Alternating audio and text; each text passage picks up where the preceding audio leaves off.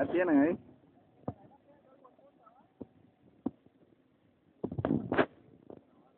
Ya aquí está en un medio viejo.